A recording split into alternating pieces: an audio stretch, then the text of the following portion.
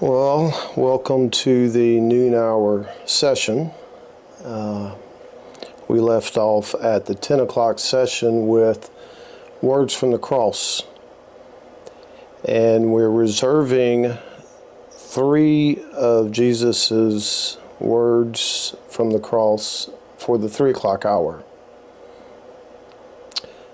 But the noon hour, from noon, that is the 6th hour, to 3 o'clock, the 9th hour, the earth reacted. And that's what I'd like to look at during this session. We have an earthquake, we have darkness that covers the earth, and then at 3 o'clock we have the temple veil is torn.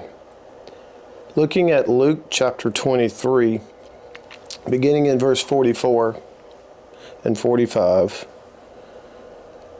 Luke tells us, "It was now about the 6th hour, and darkness came over the entire land until the 9th hour, because the sun stopped shining, and the veil of the temple was torn in two." Matthew also records this in Matthew 27 and verse 51.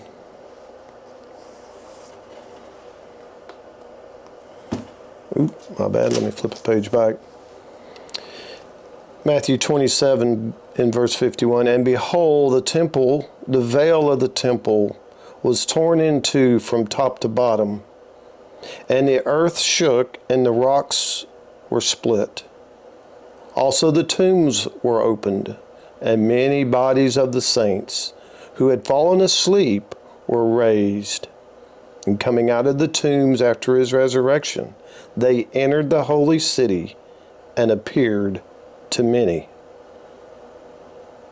Now as the centurion and those who were with him keeping guard over Jesus, when they saw the earthquake and the other things that were happening, they became extremely frightened and said, "Truly, this is the Son of God." What that tells us, in my opinion, is that we see God and His plan in His creation. These are supernatural events that are occurring between noon and 3 o'clock. Luke tells us in chapter 23, darkness fell. There was darkness from noon until 3 o'clock. This was supernatural darkness. This was not an eclipse. The Jews used the lunar calendar, and Passover always fell on a full moon, which makes a solar eclipse out of the question. Matthew says in chapter 27, the veil tore. And we know that tore from the top down. The fact is that from the top, that showed no man could have done that. God did it. It's a supernatural event. The veil was 60 feet tall. It would have required, in that day, scaffolding. I don't think they'd have a 60-foot ladder. If a man were to reach the top to split it from the top down. So the veil split at 3 o'clock. The earth quaked at 3 o'clock. And the darkness fell at noon until 3. Another note regarding the veil is that significant in that it separated in the temple everything from the Holy of Holies. The Holy of Holies is where the ark was, and it is where the high priest went once a year to make atonement for the sins of the nation Israel with the blood from the sacrificial goat. We'll talk about that at 3 o'clock.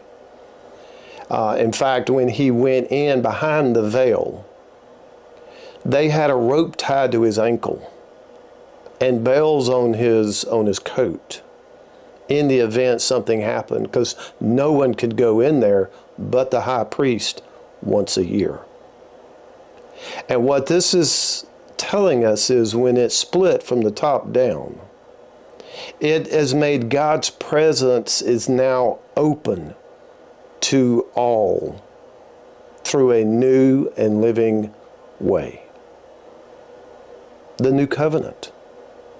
We have direct access to God through Christ and his sacrifice. Matthew says in verse 27, chapter 27, 51 through 53, that the earth shook and rocks split.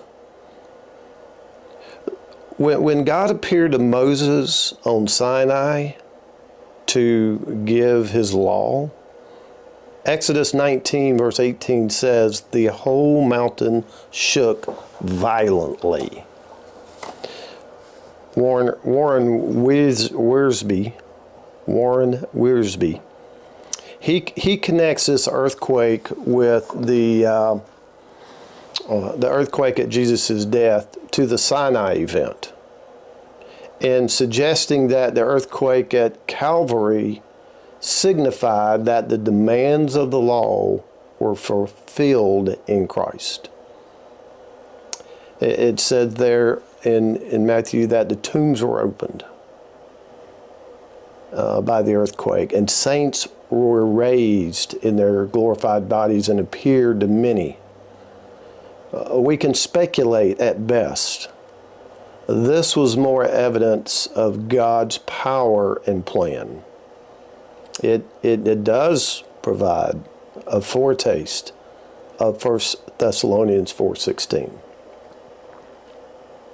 So I want to share some points here with you regarding God's creation. And that is earth reacting to Jesus' crucifixion and death. It reacted because it's God's creation. Earth is functioning as he designed it. Birds, animals, weather, the rotation, our galaxy, the cosmos. Everything he created is in perfect balance.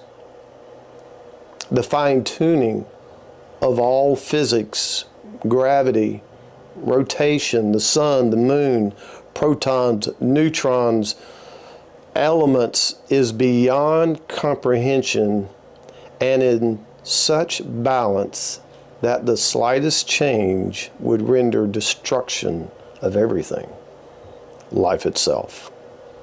You see, God created everything in such a balance, proving his beyond supernatural intelligence and power. It's not surprising that his creation reacted to the sacrifice of his son. When we think of God, he is creator, he is designer.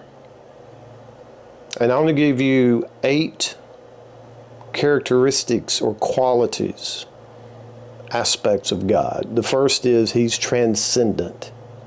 He exists apart from his creation. He's immaterial. He's spirit.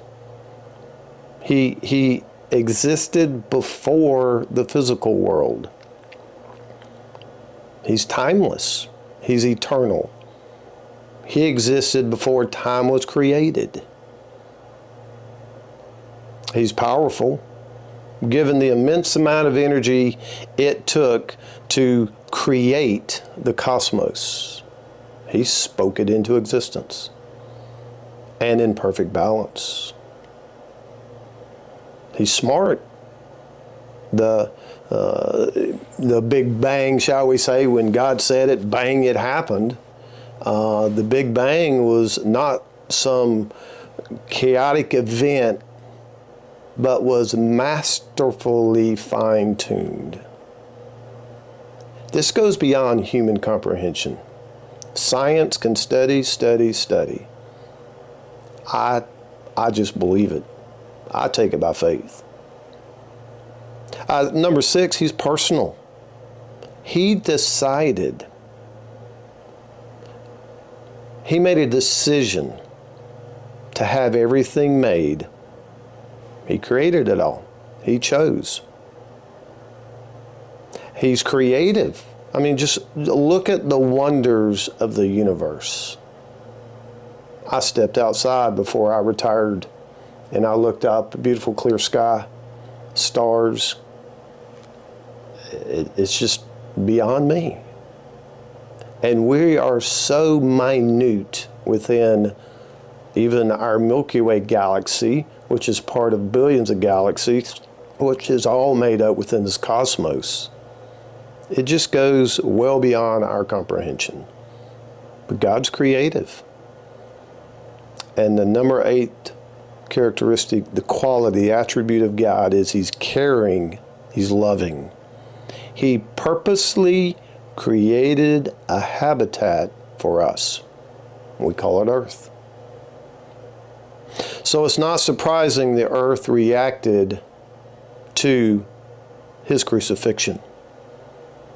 The question is, will mankind react to his crucifixion? Many of you, like me, we've reacted. We've made that decision. By faith, we trust. By faith, we have hope. By faith, we have a continuous joy, inexplainable.